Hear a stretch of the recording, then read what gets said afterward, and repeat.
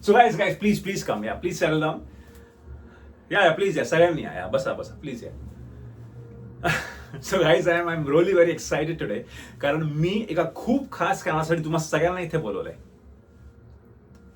Because I am here to share the best news of my life, the good news of my life. तर आज तुम्हा सगळ्यांमुळे, तुम्हा सगळ्या एम्प्लॉईजमुळे आपल्या कंपनीने 300 करोडचं tender गमावलंय. So guys, a big round of applause to you guys. Come on.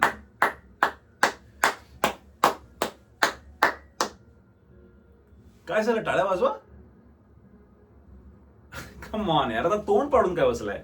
इतकी मोठी अचीवमेंट आहे.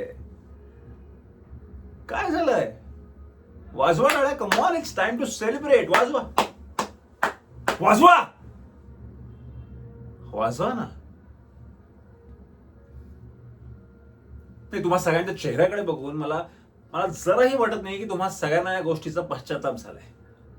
एकाच्या पण चेहऱ्याकडे बघून मला ते डिसअपॉइंटमेंट दिसत नाहीये. बघा कसे सगळे अगदी एका निर्लज्जासारखे माझ्या समोर हे तोंड घेऊन उभे आहेत. ते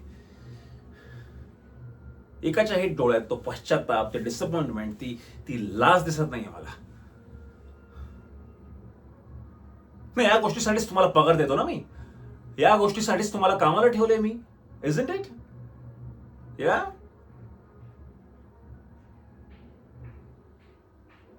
मी तुम्हाला या कंपनीतून लाथ मारून बाहेर का काढू नये याचं एक कारण मला द्या. आहे तुमच्याकडे? कोणाकडे ना? एनी वन ऑफ यू नाहीये ना? तुम्हाला माहितीये का, तुम्हा सगळ्यांचे मेंदू जर मी बाहेर विकायला, आय एम सॉरी, माझ्या डोक्यातून कसं शक्य आहे ना?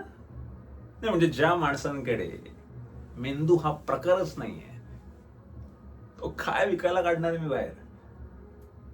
नाही, खरंय. म्हणजे तुम्हा सगळ्यांना वाटेल की मी हसतोय का, मला वेळ लागलाय का. कारण खरं तर मला तुम्हा कोणाचाही राग नाही आलाय. तुमच्यावर राग नाहीच आहे मला राग त्या माणसावर आहे ज्याने तुम्हाला हायर केलंय. माझ्या HR वर आहे. मला राग त्या माणसावर आहे ज्याने तुम्हाला माझ्या कंपनीत अपॉइंट केलंय. या असल्या बिंडोक डोकींना माझ्या समोर येऊन उभं केलंय.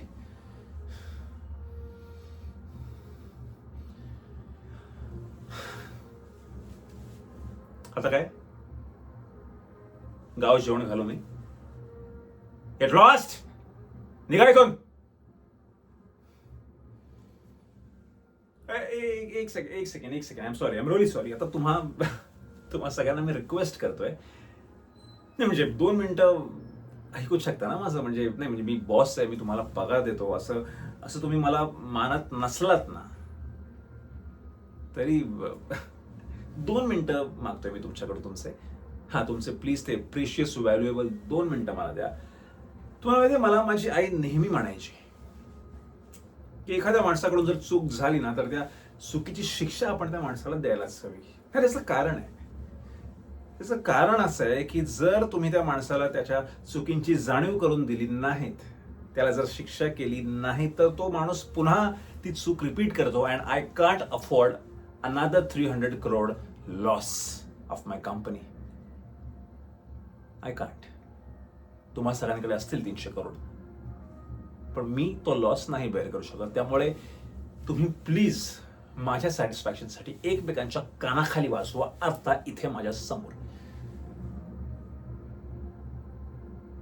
नाही वाजवणार आहेत?